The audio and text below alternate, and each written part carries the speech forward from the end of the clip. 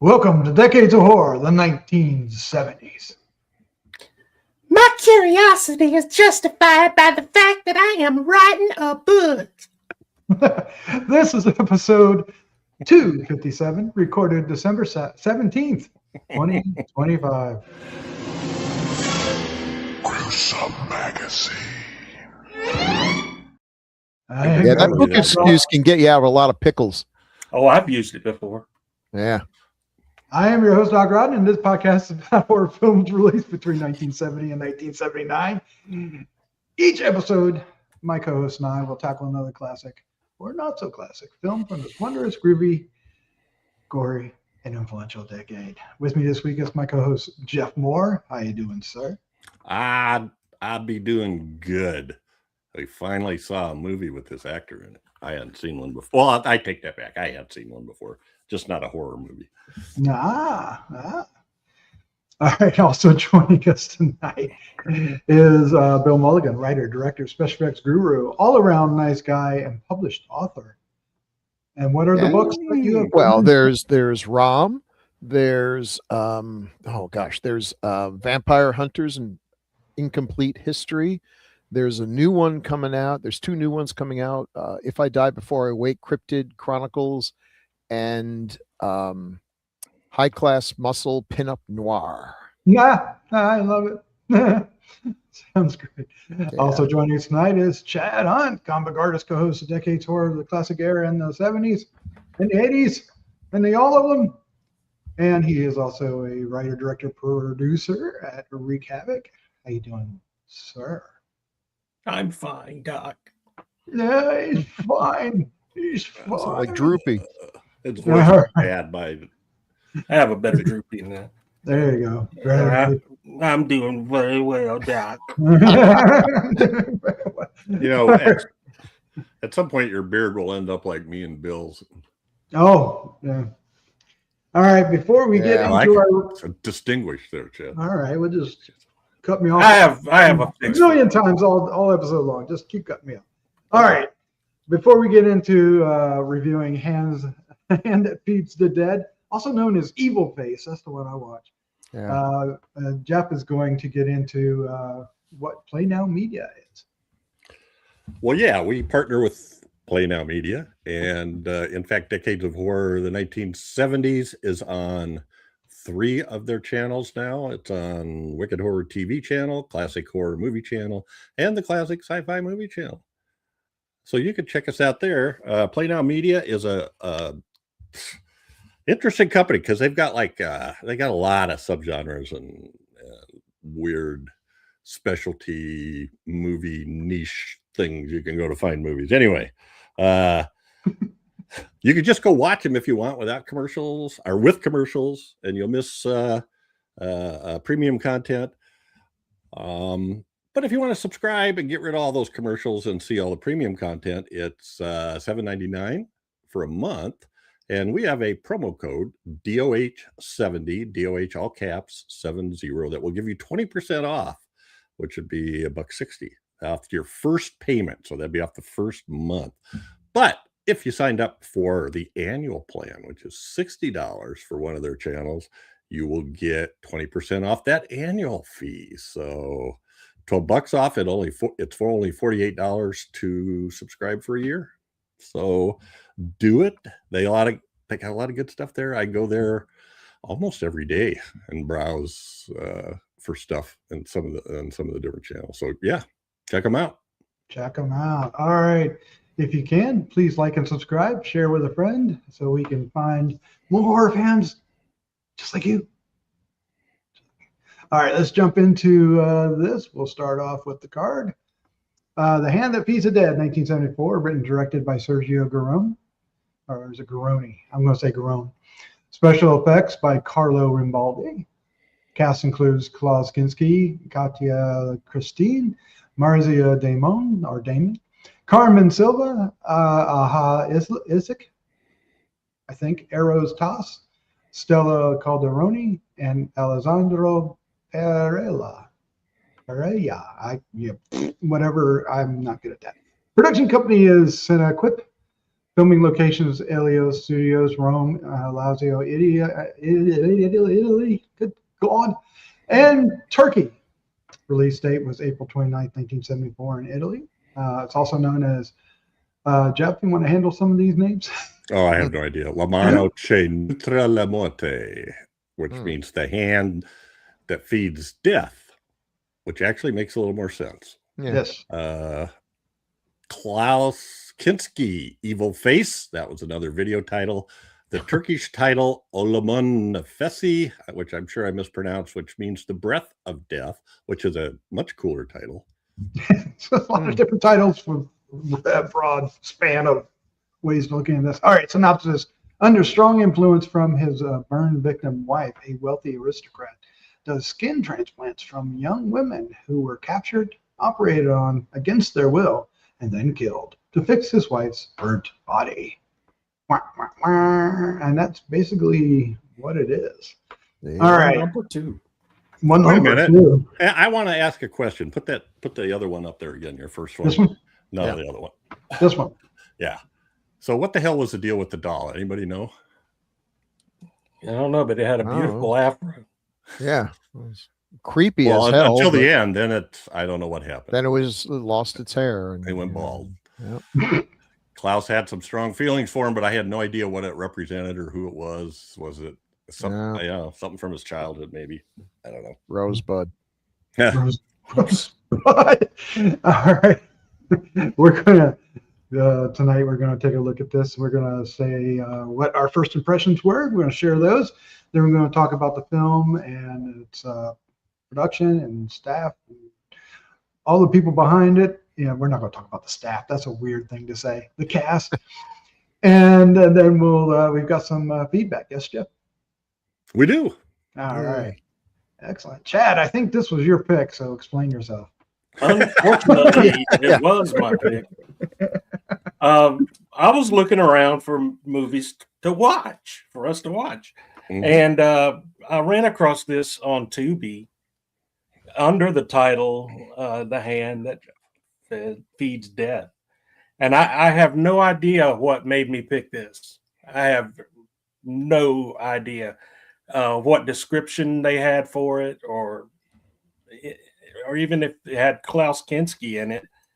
But I picked it, and it was a movie. It was a movie. All right. This was an okay film. I thought it was trying to be something, I think, along the lines of a Hammer film, maybe, and it just wasn't cutting it. It just wasn't cutting it at all. Some of the gore effects, I'm not a big fan of Carlo Rambaldi, but he's done a lot of work, like on the King Kong remake, E.T., some of those kind of things that I've just never been a fan of his mechanical effects. I guess you'd call it. The makeup effects were really good. Were okay for a movie like this. Kinski, I dislike him just as much as anybody does, I guess. But he didn't come across very well as either an evil mad doctor or a husband that, was worried about the state that his wife was in or anything like that. He just was, it seemed like he was just there to be a name, I guess, to have in the film. Little slow paced in some parts, and especially the scenes with the tuning fork / sugar cube extractor thing. It just seemed to go on forever, and all in all, I'm sorry I picked it. You don't And have to be sorry. And that's the end of my first impressions, I guess. There you go. Bill Mulligan. What about you, sir? Oh, I'd never seen this before. Wasn't even aware of its existence. I think this is a good example of a subgenre that we don't do very often, which is 100% Euro sleaze. It's got a basic horror premise. It has a couple of name actors. Well, in this case, one real name actor and a few people who are huge in Turkey, but we don't know them. It's got some nudity, some sex. There's usually an extended lesbian scene. There's some rape. There's some gore effects. You know, and of its type, it's okay. The one problem I have with these films, because they're often technically competent, you know, reasonably well photographed and you know, good elements. They always have great sets because they're in Europe, and Europe is one gigantic great set. So they've got that going for it. I just find that they're narratively odd. The story doesn't seem to be the main focus. Dialogue is just efficient. There's none of the characters don't usually make a whole lot of sense. Kinski, who's like one of my favorite actors and least favorite humans, sometimes that's how it works out. He really kind of underplays the role. He's very restrained in this. But then I guess if he dialed it up to 11, it wouldn't make any sense at all that people would hang around. So he's got to be kind of charming around them, and then he can be a little bit nuts in the operating scene. It's interesting. The one twist that's kind of cool is that it turns out he's not necessarily the worst person in this movie. When the wife starts, you know, throwing her weight around. It's odd. It's not a patch on the ass of Eyes Without a Face, which it clearly 1000% owes residual checks to. But that movie's been ripped off so many thousand times, and this is far from the worst one. Probably not even the worst one with Klaus Kinski in it. That's, you know, that they went to that well a lot in the European sleazy movies. So I'm glad you picked it, Chad, because otherwise I never would have watched it.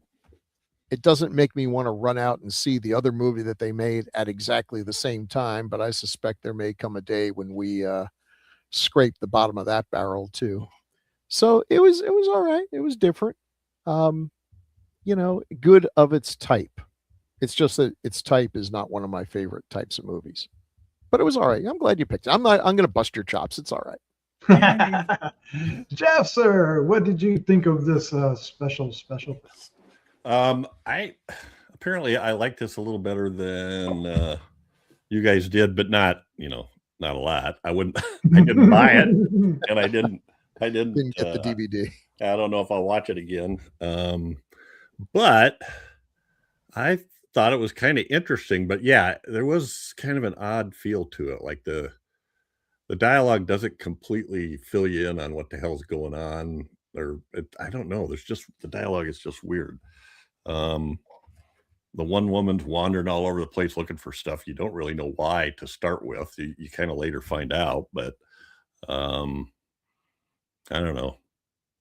Klaus doesn't talk a lot. If I remember right, nobody talks a lot. I don't know. I kind of enjoyed it though, and the effects, the special effects, some of them I thought looked really good, and some of them I thought looked really bad. But that didn't stop them from doing close-ups of it. Right? Yeah, that was a bold choice. So, but yeah, his wife was burned in a fire that killed his father or her father. And so he's bringing women in, and that's where the Eyes Without a Face deal comes in, and knocks him out on the operating table. And I don't know what the hell he's got going on with that lab. That lab was pretty cool, but there was, flasks of blood gurgling everywhere. I think they were gurgling everywhere. I don't know. They were gurgling. Didn't make any sense. A good way. Yeah. They were buzzing. They had I forget what you call those, where the sparks go between the two balls. Electrodes. Something cradle. It'll hit me in a minute. It's something to do with isn't it a Tesla? The Tesla coil is the one. Different. That's the one that goes out. I know what they're called. It's not. Anyway, lots of that going on, and sometimes they're touching a person, which I guess is supposed to be the magic thing that heals them. So good. And in fact, she gets her face replaced, and within minutes looks no like scar. she never had any surgery whatsoever. I guess that was the magic of the It's so good. She invented looks like the procedure. same actress. It's amazing. Yes. So anyway, So never mind the body or the voice. Just as long as the face looks the same. Her husband said, "Yeah, baby." I don't know. I don't know what else to say about it. I kind of liked Klaus Kinski. I was kind of had my eye on him, and I thought he was doing a good job acting. I mean, he's pretty low key, kind of underplayed it until the end when she stabs him, and then he's like, but anyway, he does that whole alert. long sequence with the doll where there's not really a lot of dialogue and everything, and he is by far the most watchable thing in the movie. And you were right, the sets were great. That was interesting looking at all that. My wife would have loved the furniture and stuff. Anyway, that's all. I enjoyed it. I wouldn't say I liked it, but I enjoyed it. That's a good way to put it. I'm kind of with you, Jeff. It was an interesting watch. I wouldn't have done it if we weren't doing it for this podcast, even after the first few minutes came on. It didn't really grab my attention, and I really had to struggle to keep watching it. I don't know if you've ever felt that way. Like anything would distract me while I was watching this. So it's like I had to focus. And but Kinski was kind of out acting everybody and kind of acting in a different film, sort of. And when it got down to dirty business with all the skin grafts, man, they got in there and got as ugly and dirty and bloody and gory as they could. Some of it looked good. Some of it, like you said, some looked good. Some looked a little trashy. But at the same time, it as a whole, it worked. The sets were great. The story was confusing. Not sure I really grasped everything, especially at the last little bit. The guy running out into the woods, whatever. And kind of. I'm glad we watched it, but I don't think it's good. I think it's good. But everybody's dead except him. No reason. We have done another Klaus Kinski film, Count Dracula. That's true. That's true. Yeah, he was Renfield. Yeah. But that was another one where clearly they hired him he didn't interact with any of the other actors. He's not there with Chris Lee. He's not there with Herbert Lom. It's just, Klaus, come in, film with us for a couple days. We'll give you this week's alimony payment, True. Well, I wish our brother Chad was here. Yeah. Hopefully he will come back on before this podcast is over. And there he is, as if we were summoning the devil himself. Chad Hunt. You're not getting off that easy, pal. Just in time for our special. I said all those nasty things about him, and he didn't even hear it. Yeah. Wow. Oh, good. He'll get his chance. Jeff, what is Chad? Chad, you managed to miss the tagline segment. No, I'm kidding. That was my whole plan. Are we ready for that? Yeah, we're ready for that. Are we ready for that? All right. Well, as you all know, we do this little thing every episode known as taglines for Chad, with the part of Chad being played by Chad his own self. Oh man, Mr. Hunt. Is this all of them? That's all of them, but it's a good one. It's a really good one. Klaus Kinski pots the clutch and tells the world, "Eat my dust." No. They left that one out. I don't know what's wrong. Klaus Kinski carves up female faces in this lost Eurohorror shocker. And that's been taglines with Chad.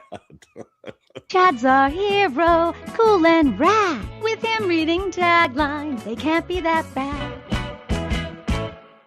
Well, I just, I like that tagline. It's pretty straightforward. Yeah, it is. Yeah, Yeah, that's true. Was this movie really lost, or was it just misplaced? Well, it's weird. I was reading about it. It was issued in Italy in 1974, and there's no other release dates listed on IMDb. But where I was reading about it, they said it didn't get released in Turkey until 1986. Wow. That is Well, if it could settle on a name, that would help. Oh yeah, that's one of those. It's one of those. So I somebody put it out in Blu-ray. I know, I can't remember. I don't recall who, but just in film Blu-ray. It might look good in Blu-ray. I wonder about that title. There was no feeding of the dead. Yeah. I mean, the poster's got a hand, and it's got the typical Klaus Kinski face. Yeah, well, whoever drew this painting had no love for Kinski. Damn, I mean, the man's homely, but not that homely. Yeah, right. And we don't even bother to put anybody's name on there because that space is used up by a busty woman laying splayed out on her back. Which is going to sell more tickets anyway. Yeah. Oh, yeah. Well, sure. And a misleading tagline on there. Oh, there's a tagline you didn't get. A 19th century doctor finds a laboratory and starts dabbling in reanimation. That's nothing not of the true. sort happened. Yeah, that's not true. The other one was true. Yeah. That's not true. This is just a throne of lies. What do we think of this poster, though? It's kind of. Oh, I don't think I'd want it on my wall because I'd have that horrible fish face staring at me. Yeah, it's not very good. It's not. Composition's all wrong. You don't know if that's Klaus Kinski's hand or a hand of a dead person. You don't know whose hand it is, really. Yeah, he's just sitting in a hole up to his neck, and this other hand is coming. He's sitting in a hole. It looks like it. Like he's sitting in quicksand, Bill. Yeah, There you go. Tar. He fell into a tar pit. Oh, tar pit. That'd be appropriate. Well, there are a couple other posters, but I think they're all kind of after the fact. They're all variations of this, and they don't necessarily. They got Klaus on them. Some of them show a couple of the women have the woman's name on them. One of them shows the black shrouded woman, Klaus's wife, is there among the folks. But yeah, none of them are great. 19th century. He finds a laboratory. Oh, look at this. Oh, geez. God, don't scare me like that. I found. But what would you look like if somebody just stabbed you in the back with a scalpel? Gotta say, I mean, say what you will about Kinski, and it's all probably true. That face, that when he was young, there was some. It was like if I were casting Lucifer in a movie or something, the young Klaus Kinski had a face that was both beautiful and ugly, and just you can't take your eyes off it. And then of course he had the personality to boot. He was an absolute madman, horrible person by every description of the folks who knew him best. Brilliant talent, but a lot of it was a madman. He was just an awful lunatic and made life a living hell for everyone who had the misfortune to work with him, except for some people like Jess Franco and a few others would go back, who he liked and who he didn't. He and Werner Herzog hated each other and yet made, 5-6 movies together, at least 2 of which are absolute masterpieces. One of the most interesting, I have his autobiography. It's the most mental thing you'll ever read in your life. It's absolutely brilliant. Totally mental. Oh my God. Yeah. What a great yeah. That's weird. The first time I remember seeing him is in For a Few Dollars More. Mm-hmm. Oh, Hunchback. Yes. And in 1965, as a 12-year-old, I saw this Hunchback in there, and I knew that guy's somebody. Who is that guy? And he had a bit part in that one, but boy, he made the most of it. It was very visually stunning. But boy, was he UGLY, you ain't got no alibi.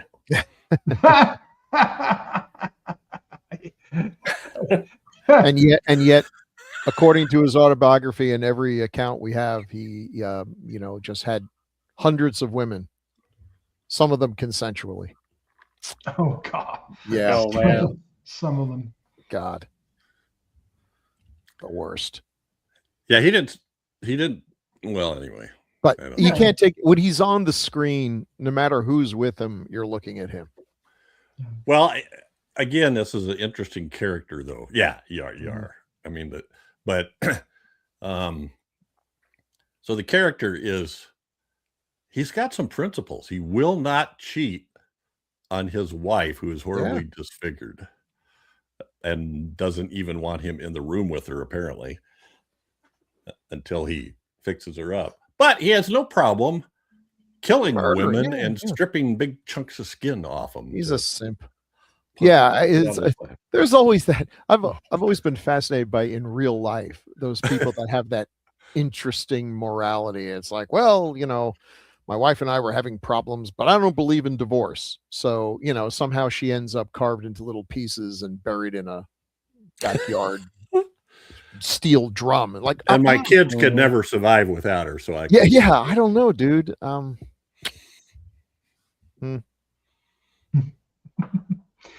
Well, let's look at this filmography here. So this is just around the same time as this, and just gives you a taste. We've got Lover of the Monster, which is by the same folks who did this one, and I'll take my sweet time before I watch that one, but like I said, probably will. We got Jack the Ripper, and perfect casting there. We've got some weird sci-fi thing I have never heard of called Lifespan, so who knows. We got the Fighting Fist of Shanghai Joe. Fun. With Klaus Kinski and Chen Li, one of the Bruce Lee wannabes. I'm sure it's really good. Got Death Smiles on a Murderer, which is just one of my favorite posters, where he's like fighting a cat and the cat is winning. Just has clawed the hell out of his face. It hasn't made him any better looking. That's some interesting art. Oh well, Joe D'Amato. Okay. Joe D'Amato, yeah. It's like I think that should have been the poster for that darn cat. And then just like, wow, this is some heavy crap here. We got a Grue, The Wrath of God, which is one of the all-time, any list of the top 100 films ever made had better have this one in the towards the bottom there, where we're getting to the number ones and everything, because that is just an amazing film, an amazing performance. No one else could have played that role, and everyone should watch that movie. Just brilliant. That kind of sums up this guy. He was always making stuff, and I guess was it Sturgeon's law? 90% of everything is crap. Yeah. That I think his filmography, which I don't know, I don't have IMDb hooked up here because it probably frees me, but this got to be over 200 films. Well, 37. Actually 137. I think. 137. Yeah, I would have expected more. But this is the kind of thing I could just scroll through his filmography on just for a fun time someday. Because I just fell onto one. I Am Sartana, Your Angel of Death. Yeah. Great titles. Starring Gianno Garco and our friend Frank Wolf from Il Demonio. Chad, you remember? Mm-hmm. He's also in Once Upon a Time in the West. Yeah, Frank Wolf. But this isn't about Frank Wolf. But anyway, it's just, you can go through any of these and look. He made a bunch of spaghetti westerns. A few giallos, I guess, although maybe they weren't good enough to be called giallos. They ended up being Euro trash. He made some of those German, what they call the creamy films, the crime detective ones. Edgar Wallace films. He was in a bunch of those. Yeah. Nosferatu. Yeah, another. Well, so actually, I should say at least 3 masterpieces with Werner Herzog. And then he would do, and then occasionally, they'd bring him on, and if you were the wrong director, you got him on a bad day, a day ending in Y, he was a monster. So one day we got to do, was it Venom?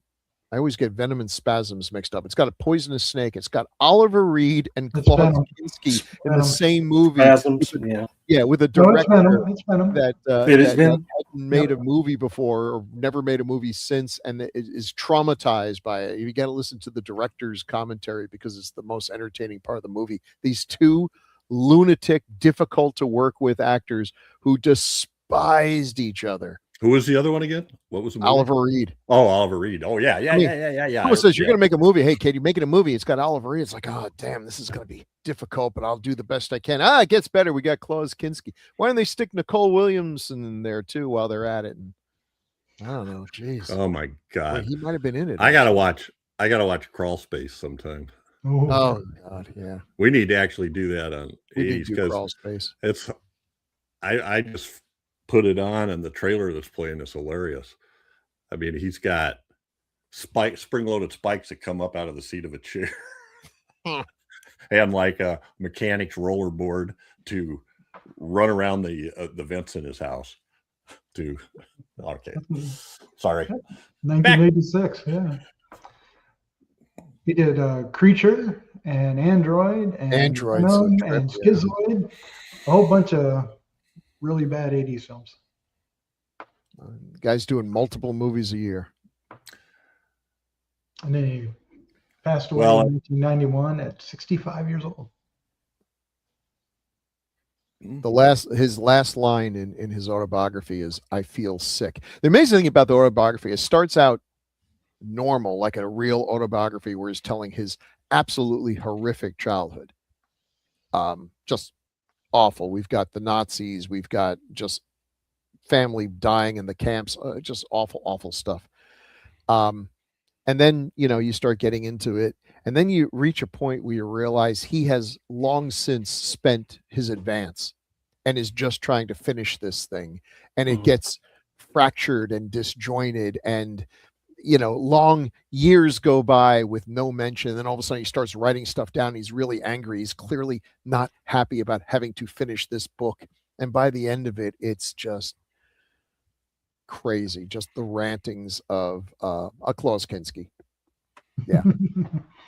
A special kind of madman. I have the original too. I have it when it first came out because apparently some folks got a hold of this book and read it and went back and forced him to take stuff out. And so, yeah, I'll never part with that book. Wow. Very good. But this is, and if you read this book, you'd be like, you loan this it is to one of the, somebody? yeah, well, maybe. This is the most awful person ever. I wonder who is trashing this guy. Oh, it's an autobiography. I mean, this is him putting his best spin on his life. And you're like, well, you should be in every jail there is. So. Just a quick comment I meant to throw in about the directors, whatever it is, Sergio Garone or Sergio Garone. He only directed 13 films, but he kind of jumped into the whole Italian what's hot now thing. He did a Django film, didn't he? Yeah. Two. Yeah. Django. Along with movies like SS Experiment Love Camp. Oh, I bet and SS Lager 5, L'Inferno del Don. Okay, there's my least favorite subgenre. Nazi death camp porn. Apparently you could make money at it. So. Oh, you definitely could. L'Ultimo Hero, I might not even want to know about that. Directed by Willie S. German nostalgia market. Willie S. Regan. Gee, Christmas. Did it, Willie S. Regan. Willie S. Regan. I'll tell you, one day I will pick Django Kill. Because for a Western, it's got some crazy pants horror elements in it. It's crazy. Okay. All right. Just got to find a decent copy. And I will say, you know what? When I first started watching this, I think I found a YouTube or something version. I was watching it. Boy, I was not getting into it because it was a crap copy of kind of a crap film, and it made it even crappier. But then found it on Tubi. I don't know why I didn't search there first. Tubi should always be my first go. Beautiful print. And started from the beginning because I figured why not. Watching it with the nice print does improve one's attitude toward this film. That sounds fair. That sounds fair. All right. Good job, Tubi. Yeah, let's take a look at the ladies as we have here. Ladies. There's one lady has 2 roles, right? Yeah, the two on the top. One's the woman who's like searching for her sister to find out what her. Right. And She's the one writing the book. Right. And I figured, well, okay, so she's the heroine of this, because that's usually how these things go, right? Someone's trying to find out about their sister. I mean, that's classic, right? Mm-hmm. And then in the middle of nowhere, she decides, no, I want to have a one-night stand with a hooker. Okay. Well, that didn't work out. So, that just seemed out of the blue. Like they were filming the movie and it was like, oh my God, we haven't done the lesbian scene yet. Who do we got? Who's still alive in this movie? Yeah, they were in bed together the night before. Yeah. But then they turn around and throw them back together again. And then suddenly, and her name on the top, the one on the left is Marzia Damon. Mm-hmm. She was the one who was the writer and looking for her sister. The one on the right is Sonia, played by Carmen Silva. She was just there for skin grafts, I guess, or for skin. Anyway, and then on the bottom, Katja Christine, which is the other name that always appears on the posters. And she's a beautiful woman. Very pretty. Gorgeous. And I will give it credit. It was clever to have her playing the 2 roles because it made perfect sense. She's the beautiful wife. And then when her face gets put on the other character, why wouldn't they have her play that role? I mean, that was actually, I thought that was clever. That was smart. But it's just, again, okay, so we kill off the sister looking for the other sister. Nancy Drew gets raped and murdered. And then the wife, I have some sympathy. This couple didn't do anything wrong. They just happened to be in the wrong castle at the wrong time. She dies horribly on the operating table. I was like, who am I rooting for in this movie? Mm-hmm. Who's the hero here? It's pretty bleak. Yeah. Which is an interesting choice.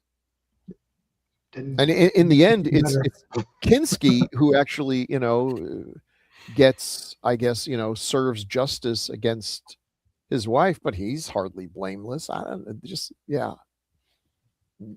it's a strange narrative for me. She's done a lot of stuff. The blonde Katja Christine has done a lot of things in the U.S. too. Yeah. And hey, look, let's give it credit where it's due. That's a good shot right there. We got good use of the mirrors, which is thematically valid. And did you have? Oh no, that's in the lab. Never mind. We'll wait. Yeah, they use a mirror a couple of times in there. And I'm always impressed in these low budget movies when they do a mirror shot like that, and I don't see the director and the cinematographer standing there. That is a challenge. The camera's there. Yeah, you gotta be clever when you do that. I'm always looking around like, well, how'd they pull that off? Because I've had to do some mirror shots in short films, and it's not always easy. Yeah, she did an episode of Knight Rider, an episode of Chips, Trapper John, MD. So she hit the TV shows in the early 80s. Does anybody remember? Never had a big breakout role in movies. Does anybody remember the movie War of the Planets from 1977? War of the Planets. I feel like that. Yeah, I have heard of that, but boy, 77 sounds pretty late. One of those unfortunate science fiction movies that was being made while they were making Star Wars, and time to release our crappy little sci-fi film. And it's like, standards have changed. Oh well. So what is this movie? She's in a movie. Spirits of the Dead. Oh, that's a good one. Isn't that like Fellini or something? Yeah, it's Fellini, Louis Malle, and Roger Vadim. Oh yeah. And apparently, are they Poe stories? A trio of Poe adaptations. She's in that, and she is she's on a table being dissected. Type really easy. Okay. Jeez. What year was have we done that? Have we done 68 or 9 or something? I think. So have we done that on Classic Air? No. No? Oh wow. Interesting. I'd never heard of it. Yeah, I'd heard of it. 1968. I feel like Fellini's was Toby Dammit or something like that. Tim Lucas has talked about it a lot. I haven't actually seen it, or if I have, it's been so long I've forgotten. So I'll be happy when we do that one. Adaptations of Toby Dammit, William Wilson, and Metzengerstein. Strange choices. Yeah, trilogy. No, they didn't go heard of Toby Dammit. They didn't go with the tried and true, so that's probably clever. Mm-hmm. It's Toby, damn it. Never heard of it? I never heard of it. I never heard of him either. Poe did a lot of stuff. Poe did a lot of stuff that no one knows about, because everyone just goes to the Raven, Cask of Amontillado, the classics. Not all of them are that filmable. The only place that's linked is in this movie, so I have a feeling it's something that can't be a Poe story. I'm sorry. Well, was anybody else in this movie? Well, there was some gentlemen. There were some gentlemen. Here's the Turkish guys. So I from what I understand, this film Never Bet the Devil Your Head is the actual story, apparently. Oh, which I still haven't heard that one either. Yeah. There's. I like the guy, the husband. I like him. He was kind of cool. He was all right, and I guess he was a big Turkish star. Mm-hmm. Boy, he just got the crap beat out of him. By every time he turned around, by the guy on the bottom who was like, he was like your usual crippled henchman, except he knew kung fu. He had a gnarly hand, but he knew how to pimp slap you with it real hard. Yeah. And that's all he was doing, right? I mean, he was knocking people out with just his hand, right? Yeah. Yeah, that one time he just had another weapon too. And knocked the guy across the room. What Doc? He was like Spencer Tracy at Bad Day at Black Rock. He's got one arm, but he's like really good with it. Just bop, bop, bop. Ernest Borgnine's down. Judy Chop. Every time he was on the screen, I was like, I don't want to see this guy anymore. Yeah, and he was on the screen a lot. Who? Oh, that guy? Yeah, the guy on the bottom there. And every time, half the time, he just would show up in the background and then knock somebody out. Yeah, but when he got time to do stuff, it wasn't fun. No, he didn't. Why did they? Yeah, he was sleeping with everybody. Well, his name is that's Errol Toss. Yeah, he was sleeping with Kinski's wife. Yeah, he raped the other girl. And almost got the book writer girl, but she was able to lock the door. No, I think he. No, that's the one he. That's who he was raping on the floor. But I mean, the one at one point he didn't get. Yeah, I know. Right. We're going to be demonetized. I hate that they have to put those into films and stuff. Yeah. It's so obligatory. Like I love some of the samurai, the trashy samurai films from the 70s, but it's like they got to put some sexual assault in there, almost like, oh well, I guess that was obligatory. It really just sort of stops everything dead, and it's unpleasant. But and I don't want to say like it wasn't such a big deal back then, but it kind of but it was rape was everywhere and sexual assault was everywhere. It was just brushed over, right? Yeah, I mean, a lot of films had that in there, and it was like, I don't know. It's exploited. It's exploiting, but I don't know. If it's establishing, like in this one with, okay, this is a bad person. How bad is he? He does things like this. You're like, okay, well, he's bad. He deserves to die. But sometimes it just feels like, well, this is what the audience wants. And we're like, ooh, well, that's a troubling commentary there, if true. It just felt exploitative, and because it went on for so long, I guess. And we're not given any background to this guy. Why do tuning forks or sugar holders or whatever those? Why does that bother him so much? Don't know. I feel like he might be the one that was resurrected. He was the dead guy that we didn't know about. Oh, he's the dead who's getting fed. Yeah. Yes. Maybe we mistranslated something. But here's what you were talking about, Jeff. The Yeah. The Mad Lab you put it in, and the designed really well. That was crazy. Yeah. Did any of it make any sense? Why is the blood there? What is it to? doing? It's bubbling. Couldn't really tell what was going on other than it didn't seem to. Yeah. And why would you need a blood transfusion or whatever it was if you're just taking skin grafts? And they had tubes going into their shoulders or like in front of their. Yeah, I thought it was their necks, but yeah. That's the way Professor Ivan Rasimov or. That's a great use of a mirror there, and it actually there's another angle where he's just like glaring at you through that mirror. Oh, we get twice as much Kinski for one shot. David Lee Roth was in this movie. Mm-hmm. It does look like I'm done it. Oh my god! In the mirror. Yeah. Oh man. Bozy bop.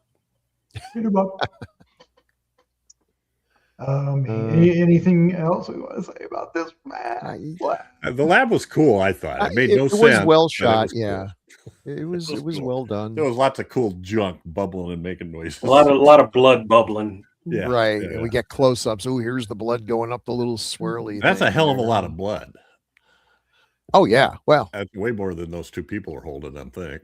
Well, maybe what was the prostitute there for? What was her purpose? I guess maybe she provided the blood. She had extra blood. Maybe she was. I don't know. Would you like another steak, dear? All right, then we got the gore. So I'm with Chad on. I'm not a huge fan of Carlo Rambaldi or whatever. Mostly because I remember reading. Animator Jim Danforth's or Rick Baker's account of working with him on King Kong, and it was not a happy collaboration. But he has done some good stuff. This ain't it. Look, here's the thing. I could do this if you hired me, or even just offered me pizza and a fun weekend making movies. I could give you something comparable to all this. Mm-hmm. And I'm not an Academy Award winning makeup artist. So I expect more from people who've got the chops and the credits. This is just basic. I could do this with latex and gelatin and some fake blood and fake teeth. Some horse doo-doo. Yeah. Yeah. She was pretty scabby. She was very scabby. Yeah.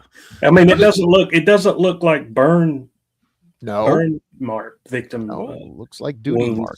No, like the bottom one is the bottom and the top one are the ones where he's I guess they all are. He's peeling skin off. That bottom one is where he supposedly pulled the face off the blonde and put it on his wife. And who has eyes that big? That dead person. Those pupils. Well, they appear big when you pull the skin off. It's like now they look awfully blue. And then there's a couple scenes where he like peels a big layer of skin off her thigh and puts it on his wife and pats it down.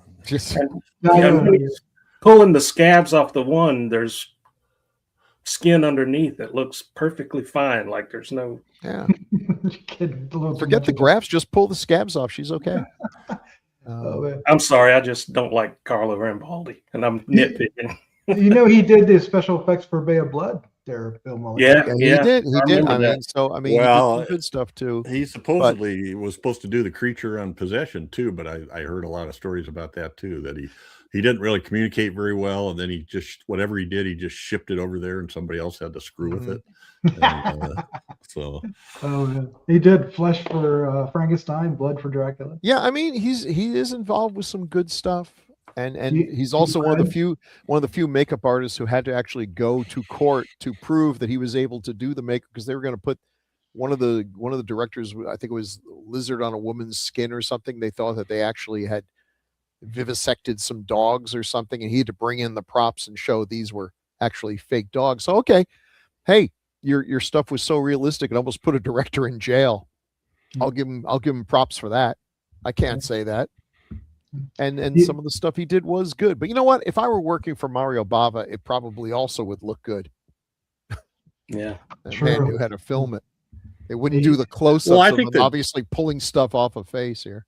Yeah, and I think the scars and a lot of that stuff we've seen from other movies, that a lot of that stuff, it really depends on a lot on how you shoot it.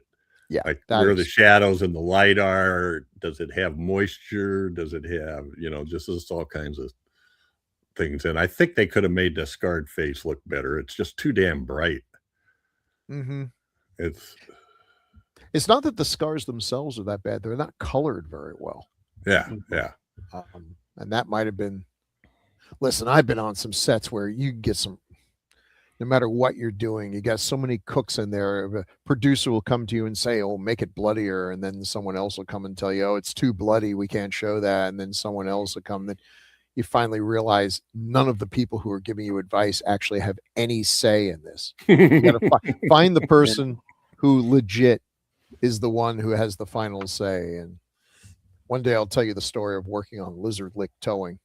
That taught me a lot. Oh, wow. Lizard what? Lizard lick towing, reality show that I was doing makeup for, which tells you how much the reality was, but it was really cool. But I was listening to the wrong people when I should have listened to the guy who ran lizard lick towing, who was actually calling all the shots. And yeah. Oh well. What was that? It was on A&E or something, wasn't it? Yeah, it was a trip. but here's here's Rambaldi. Look at all that stuff. Well, look at Lizard, King Kong, Andy Warhol, Bay of Blood, Deep Red. I mean, come on. And the White Buffalo, which is there like a rule that the White Buffalo has to come up in every film we mention? I don't know. It's kind of been lately. Yeah. Yeah. That's why we have to do it. Yeah, we do. It's not much of a horror movie, but it's got a big white buffalo. The animatronic White Buffalo. Huh? He sure did. Yeah. And it was about as effective as the animatronic King Kong. Yeah, he also did Nightwing and Baron Blood. He did some stuff for Cat's Eye. Yeah. Planet of the Vampires, he was uncredited making models. So I wonder if he did, it was an animatronic White Buffalo. Was that the... I'm guessing. Yeah. He was better at the animatronic stuff than he was at makeup, I've always thought. And even the animatronic stuff never really thrilled me, Mm-hmm. I gotta admire he was able to convince Dino De Laurentiis that he could actually build a 50-foot King Kong robot, and they thought that would actually work. Which they did build it, but it did on screen for like 2 seconds, and you barely see its arm move. And it's 2 of the fakest seconds you will ever. I know, it's so disappointing. But then they managed to win an Academy Award for that Drek for best special effects. I think it beat out When Dinosaurs Ruled the Earth. I'm still bitter. And I'd like to think that because this is sort of you're on the cusp of the 80s special effects boom that came and gags and different, and that's when all the really good mechanical stuff and special effects started to happen, late 70s, early 80s. Mm-hmm. And I think he was probably one of the better people at the time. Right. I'll say it again. I've never liked him. He's probably a nice guy, but I just never liked his work very well. Did you like his werewolf in Silver Bullet? Nope. Oh, okay. Nope. I thought that was the dumbest looking werewolf I ever seen in my life. There you go. He's not like Tom Savini, where it's like, oh, Tom Savini did this, I got to go see this. Like, yeah. Hearing Carlo worked on a film was not going to by itself put my butt in a seat. Mm-hmm. What I remember the huge deal about him with was E.T. Them making such a big deal about the E.T. thing, which I was like, what was the big deal about this again? I mean, it's kind of cool looking, interesting, but it wasn't very mobile or anything. Who did the aliens in Close Encounters? I thought maybe he was involved with that too. I'm not sure. He has realization of the extraterrestrial is what he's credited for. That's an interesting credit. Yeah, it is an interesting. That's what I was thinking. The actual. I don't know what that means. Realization. Yeah. How much of it did he do? Did he draw a picture? Sketches. Have to They look must have into that. impressed Spielberg's because he used him again for E.T. Yeah, that's true. That is true. Well, you know, when you peel the skin off every woman in the place and put it on one woman and then kill her, you just he just wasted 10 years. Yeah. Be bitter. So again, the ending. So he puts the face on her, and now she's beautiful, and she's like, "Whoa, I look so much like this guy's wife. I can actually become his wife, and he'll be my husband, and not Klaus Kinski." And although that's I can understand that. I can see where she's coming from. I mean, I'm not sympathetic to her because she just killed a perfectly innocent woman to get this opportunity. But yeah, I can see where she would take her Thanks shot. for the face, loser. So what happened to her at the end? Because So it looked like the place was going to burn down and she was going to burn to death again, but then that totally disappeared and it was like her face started coming off. It didn't take or something. Yeah, it was like the doll or Kinski's soul through the doll. Like this was like vengeance from beyond the grave. More like she was reverting back to her burned form for reasons. There's, I don't know exactly what happened. And his voice, so he wasn't, because I was thinking she must not have killed him when they first showed him, but then later when you hear his voice echoing around the place, I'm thinking, well, apparently that's a ghost and he's talking to her, saying stuff to her while all this stuff is happening around. I don't know. Or was he still alive? Or was it her guilt? Or we'll never know. And was it real fire? Because they showed fire, and then when they did the big shot looking down on her, there's no fire. They couldn't set the place on fire because I think they found this mansion, to make this movie, and it didn't belong to them. So it wasn't a set, it was a real place. Like they couldn't set it on fire, but somehow she's still burning. I mean, you could clearly see it's the old, just put a fire underneath the lens and yeah. But yeah, was it all in her mind? I don't know. Did they just say, well, we've shot enough footage here, it's time to end this thing? Coming up on 90 minutes, boys. Kill her off. The only guy Did they left actually make it that far? Oh my gosh. Yeah. It was right exactly 90 minutes. Oh man. That was a long 90 minutes. It was, wasn't it? It was a long 90 Well, minutes. the commercials on Tubi always stretch it out. No, well, that's true. That's true. It had a languid I'll give pace. you that. I'll give you That's when all this white came into my beard. that. You're looking distinguished, dude. You're looking Poured it distinguished. into it. Oh man. You worked hard for your age. Let it show. Yeah, There you please. go. Someone had the nerve to post something on Facebook today, some movies from 17 years ago, and there I am, and I'm like, oh God, what happened? 17 years. You're still in pretty good shape, Bill. Blink of an eye. Oh, it's like, what am I going to look like 17 years from now? Should I make it? And you're like, wow. Unless there's a serious plateau. I'm at where am I still going to be alive 17 years from now? And why did that guy? When did her husband get put in that Baron Rasimov coffin? Did Vanya do that? Never showed it, but yeah, he just all of a sudden did this thing going, and he can't. He's underneath it. He has a perfect place to get some leverage. Sure, got leverage and everything, but he can't move it at all. But this woman on the outside that had just been brutalized, can slide it over. He's got Nancy Drew's got to help him out. Yeah, so presumably Tobar there just like moved it with one hand while he had him with the other and dropped him in. Yeah. He's like, yeah. He would have totally beaten the crap out of him if he hadn't gotten whatever. She hit him in the back with a poker or something. I was hoping they were going to show him fill that whole hold up. That he dumped that one body in the hole. Yeah. And that it shows him filling it with a shovel with one arm. Yeah. He does. Yeah. I wanted to see how long that was going to take a while. Anyway. Oh man. And why is he even bothering to hide it? It's like, what, are the police going to show up? Hey, can we just say You know, I'm always a big fan of how useless the police are in these European movies. Well, these guys may have the award. They stonewall the beginning. Oh, these people are way too influential. Nothing sketchy here about. Yeah, all these give me women any evidence. I disappearing. need Come some on. evidence. Where's your evidence? And then when they you know, do get there, it's like, no, we're okay. Sorry. Yeah. It's false alarm. They just turn around and leave. Yeah. Wow. So, Jeff, we have any feedback? Wait for you guys to finish.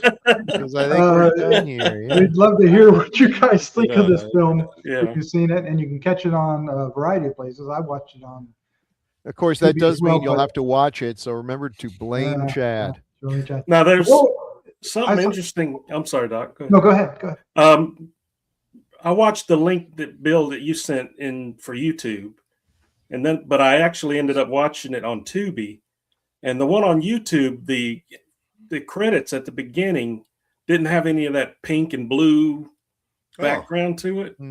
I didn't watch it all, but I was wondering didn't know if that was a different version. If you guys watched the one on YouTube, I wonder if there's more. Yeah, there could I be did watch multiple some of versions. it, but yeah, there was. maybe Well, it's a dubbed version. I don't know. And then the one on YouTube also, I do know at the end it starts up again, or I don't know. There's some weird credit stuff, so I don't know. It's not worth. All right. It's not one of those ones worth watching side by side to compare. Yeah, it's not. Oh, they cut 17 seconds out of this. Matter of fact, if you've never watched this movie, don't bother. Is that our official opinion? Yeah. Don't bother with this. Yeah, I think so. Euro trash. I could have done without watching it. Yeah. All right. Well, let's do some feedback. We What do you think? can. We could do that. Yep. We got a few. Whoops. Go back. There we go. And this first one I love. Episode 218, The Alien Factor, from Tony Ekman, 4822. Classic spine-wrenching cult chiller. Okay. We're with you, Tony. Yeah. I love it. He knew exactly what he was talking about. Yep. Episode 253, The Wizard of Gore, Andy L. Bill. Okay. Andy L says, crew. A while back, I had commented that I couldn't get through Necromantic, not because of the scariness, but because it was so poorly written and acted. Wizard of Gore is another one of the very few movies that I started watching and then stopped. I did try to sit through it a number of years ago, but I couldn't afford to waste 95 minutes on this one. A movie has to have something at least slightly compelling to the plot. This one, unfortunately, doesn't. So I am off to see Not the Wizard. Very good. You Nice cannot one, be Andy. blamed, sir. Life is Andy, short. good choice, Andy, because if we didn't have to do it for the podcast, we would never finish watching them either. Probably not. Very true. Yeah. So, 10 minutes into The Wizard of Gore, we've seen everything it has to offer, but still got episode 257, The Silent Scream, Chad, from Manny Lamont, 5757. Manny tells us Barbara Steele was also in the David Cronenberg film Shivers. Yvonne DiCarlo was pretty infamous in Hollywood when she was younger. She was kind of a diva, according to a few of her co-stars on The Munsters. Well, she could afford to be. She was beautiful. That's what she She was. was kind of a Absolutely. diva, and she didn't get too snooty when she got older because she took a lot of smaller parts. Yeah. So yeah, Barbara Steele was in Shivers. Absolutely. Yvonne DiCarlo was pretty infamous. Yeah, we loved her. I was thinking, wasn't she like up for Vivian Lee's role in Gone with I the think Wind? she was. I think, yeah. Remember I think almost every actress was up for that role, Well, that's a possibility. which is too. weird because Vivian Lee was obviously the only right choice. Well, appreciate it, Manny. We don't always remember. We didn't talk much about Barbara Steele because we've talked about her a lot in other movies. Right off we've done. Help me out. You're on your own. Black Sunday. The long black magic hair or whatever that Yeah, was. the long Long hair. hair. The long hair of death. Long We did hair. Piranha. That was just- Piranha. Yes, we did Piranha. I'm sure we'll do many more, especially on classic era. Yes. There's oodles to do. Yep. All right. Well, how do we get in touch so they can give us some more feedback there? Well, we love your feedback, and thanks, Manny. Again, appreciate you. Andy's a good friend. He always ponies up here, and I totally with you, Andy. I see where you're coming from, and gotta love somebody who brings up the alien factor. Oh yeah. And I love anybody that brings up the phrase spine wrenching. I know. I was thinking that's an interesting choice of words, but I like it. Wrenching. He stayed away from the cliche. All right. If you want to give us feedback, which we love feedback, you should make comments on the Gruesome Magazine YouTube page, or you could send emails to feedback@gruesomemagazine.com, or you can go to the H&R and DOH, Gruesome Magazine's H&R and DOH podcast Facebook group, or just the Gruesome Magazine Facebook page. Do it now. We watch it. And we read them. We do almost every one, I think. Yeah. We do, yeah. We love them. All right. Well, we do this every 2 weeks. We'll be back in a couple weeks with Bill Mulligan finally getting his wish come true. What film did you pick? Well, when you've watched kind of a crappy movie like this, it's always good to cleanse the palate with More crap. a little exceptional from a noted filmmaker, and but that's not where I went. We are finally going to do our first and maybe last Andy Mulligan movie. And some of the audience is saying, who? And the other audience is saying, oh. So, but I think this is his best movie. By no means good, but the best Andy Mulligan movie out there. It's 1972's Blood. I'll just say the son of the Wolfman is married to the daughter of Dracula. And that's a pretty cool premise. But it's an Andy Mulligan movie, so this is not going to be a happy marriage. That's why you didn't ream me a new one for this movie. You knew this was coming. Yep. We're kind of on a roll here. We did I'm looking at these 1, 2, 3, 4, 5, 6. The last 6 movies, 3 of them are The Wizard of Gore, The Hand That Feeds the Dead, and Blood. Okay, so maybe we gotta. And we're doing Blood Drinkers on classic era. Wow. Well, I've still got hope for Blood Drinkers. Haven't seen it yet, so I'm going to go in with a positive attitude. I do too. I am too. I actually ordered the Blu-ray for that. Blood Drinkers looks creepy. It does. It does. Yep.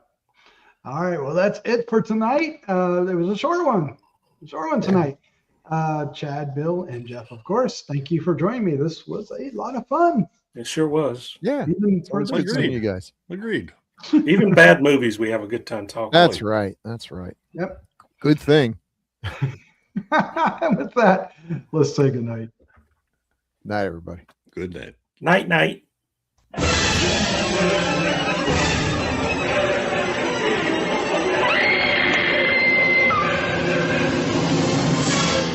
Gruesome Magazine.